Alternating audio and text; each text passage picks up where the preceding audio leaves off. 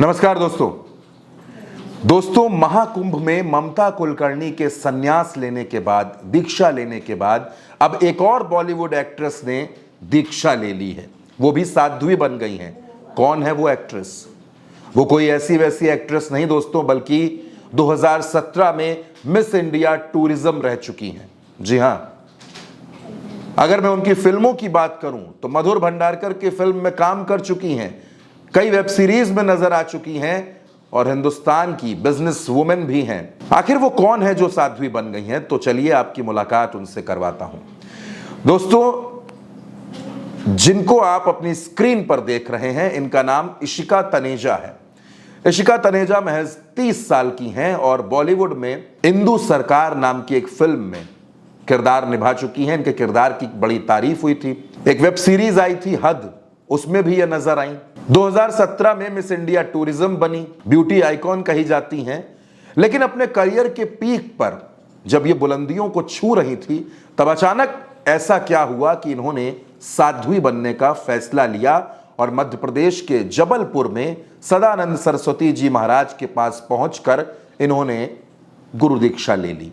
अब ये भगवा वस्त्रों में नजर आती हैं। हिंदुस्तान में कथावाचक देवकी नंदन ठाकुर महाराज ने जब दिल्ली में धर्म संसद का आयोजन किया सनातन बोर्ड के गठन की मांग को लेकर, तो उस धर्म संसद में भी इशिका तनेजा पहुंची थी। वहां उन्होंने भी अपनी बात रखी थी।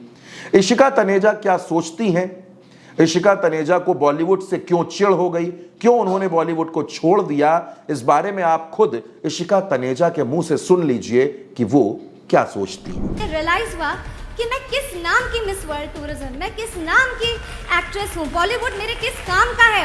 अगर मैं अपने धर्म की रक्षा नहीं कर सकती, अगर मैं अपने सनातन की रक्षा नहीं कर सकती, मैं इस देश की बेटी नहीं, अगर मैं अपने देश की रक्षा नहीं कर सकती। अब दोस्तों, इशिका तनेजा के जब आप इंस्टाग्राम अकाउंट पर जाते हैं और आप जब नीचे स्क्रॉल करते हैं तो आपको दिखता है कि पहले की इनकी जो रील्स हैं उसमें ये काफी बोल्ड,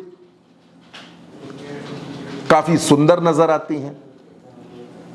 अपनी उन रील्स में ये फ्लॉन्ट करती हुई नजर आती हैं, कई ड्रेसेस दिखाती हुई नजर आती हैं। और जैसा कि मैंने आपको बताया कि ये बिजनेस वुमेन भी हैं, top 100 business women of India में भी इनका नाम रहा है। तो जब उन तमाम रील्स को मैं देखता हूं और उसके बाद इनके नए अवतार को देखता हूं, जिसको आप भी देख रहे हैं, जो इनका साध्वी अवतार है। इससे पहले आपने ममता कुलकर्णी को देखा, किस तरह से वो किन्नर अखाड़े में जाती हैं, साध्वी बनती हैं, दुग्ध स्नान होता है, फिर वो संगम में नहाती हैं और ममता कुलकर्णी से अब वो महामंडलेश्वर बन जाती हैं। एक सवाल और खड़ा होता है दोस्तों कि क्या बॉलीवुड में इन एक्ट्रेसेस का मोह बॉलीवुड से भंग होता जा रहा है? क्या बॉलीवुड में कुछ ऐसा हो रहा है कि जो काम करने वाली एक्ट्रेसेस हैं, जो अच्छी एक्ट्रेसेस हैं, वो लगातार बॉलीवुड को छोड़ रही हैं?